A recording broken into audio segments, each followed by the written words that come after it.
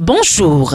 L'actualité reste diversifiée ce matin. Rewmi Quotidien, pour démarrer, nous replonge dans la bataille politique de Bombay et nous apprend que Pape Diouf sert une sommation à Aïda Mbodj qui, elle, reste introuvable. À en croire le quotidien Rewmi, les deux huissiers de justice commis par l'avocat de Pape Diouf n'arrivent pas depuis 2 semaines à mettre la main sur l'ex-présidente du conseil départemental de Bombay. Restons dans Rewmi Quotidien pour parler cette fois-ci de la rencontre du mouvement And Doolel Khalifa. Une messe d'investiture par Rewmi Quotidien qui nous apprend à sa page 5 que Khalifa Sall prépare ses troupes pour 2017. Khalifa annonce une tournée nationale, informe Enquête, qui livre également les propos du ministre de la Justice, Sidiki Kaba, sur la mutinerie de Rebeuss. Sidiki monte au créneau, renseigne Enquête, qui informe qu'une prison de 500 places sera inaugurée en janvier 2017. Pendant ce temps, Walf Quotidien nous informe que les premiers résultats de l'enquête sont tombés. Nos confrères nous révèlent qu'une dizaine d'élèves adjudants sans expérience ont été envoyés pour réprimer les mutants. La directrice de Rebeuss convoquée à la DIC si l'on en croit l'Observateur qui nous apprend à sa page 7 que la dame Agnès Diogaye doit aller répondre aujourd'hui. Libération rapporte les propos du ministre de la Justice qui indique que Cheikh Béthio Thioune et Thione Seck seront jugés. Nos confrères reviennent largement sur les propos du ministre lors d'une émission dans une radio. Sidiki Kaba est revenu largement sur des affaires judiciaires, notamment sur les mesures prises après la mutinerie. Le procureur et le doyen des juges n'ont pas la solution, soutient le commissaire Cheikhna Keita dans Rewmi Quotidien. Le quotidien Rewmi revient à sa page 3 sur les propos de l'ex-directeur de l'OCRTIS qui était l'invité du grand oral de samedi sur Rewmi FM. Sonko revient à la charge bar Sud Quotidien. L'IGE